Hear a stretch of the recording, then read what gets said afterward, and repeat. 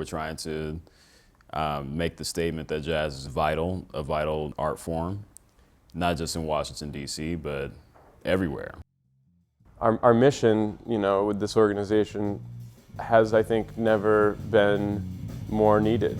As the city builds its future, what jazz represents and what jazz does for a city needs to be a part of that.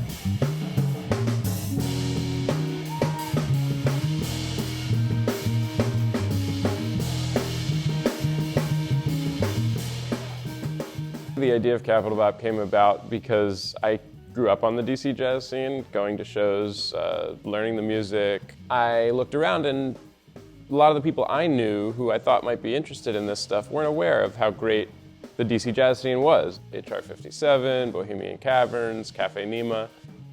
So my idea at first was really just to start a website that would tell people about what was going on, that would have a comprehensive calendar. And on the very, very first day that I was launching the site, Luke and I, who had met before, ran into each other, started talking, and from literally day one, Luke was basically co-founding this whole thing with me, and that quickly took us beyond just doing the website.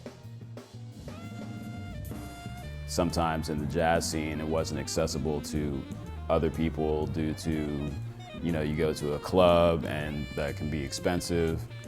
And sometimes the music has sort of an expectation to be a certain kind of way.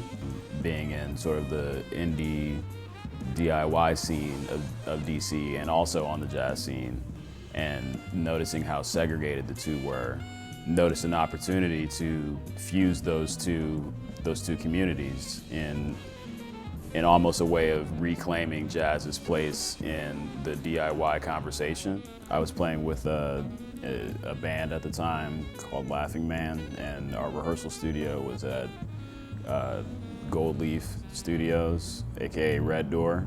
We came together at Gold Leaf and we started the DC Jazz Loft, putting straight ahead next to free jazz, next to some Latin jazz, all with the focus of giving musicians the opportunity, the rare opportunity at the time, to present original music, all in an alternative sort of environment.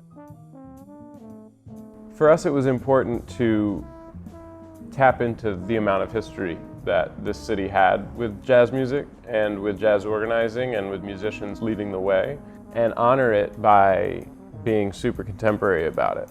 And sure enough, the very first time we had it, the audience was great. The next time, the audience was way greater. And by the time Red Door closed, about a year later, that last show was just a complete blowout. I mean, it was packed. There was so much energy. We started presenting at galleries. We started presenting at the DC Jazz Festival.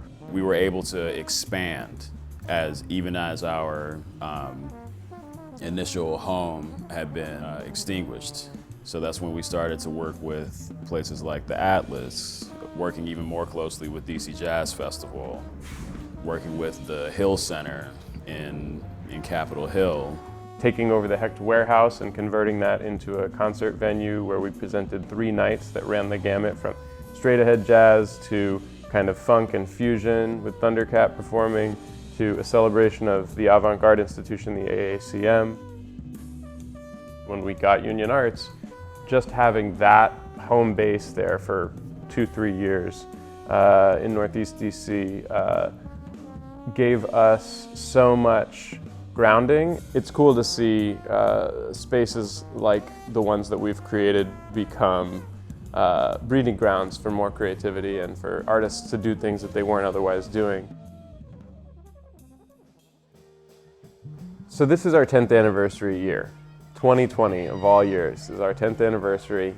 Everybody has been involved in helping the jazz community stay on its feet and respond during the pandemic. And there has been no shows. There's been very little opportunity for us even to do education events for students in the ways that we used to.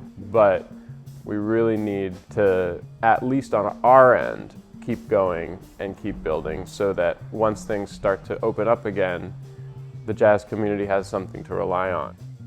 we're looking at a scenario where it's possible that there could be 0 venues, 0 independent community centers in Washington, D.C. and in other places around the country. So as we recover to this new paradigm, we feel that it's important now to really make the stand and bring the community together. And there's a lot of growing that we're doing thanks to the people that we're bringing in that we've never been able to engage before, you know, videographers, development people, new writers, education partners, musicians we'd never worked with before, educators. We are busier than ever behind the scenes, and we're really, really, really working hard to make the next chapter exciting. So we hope that people will recognize that, and just with one eye over the horizon, thinking about what's coming, get behind us, support and support the musicians community so that we can reopen really strongly.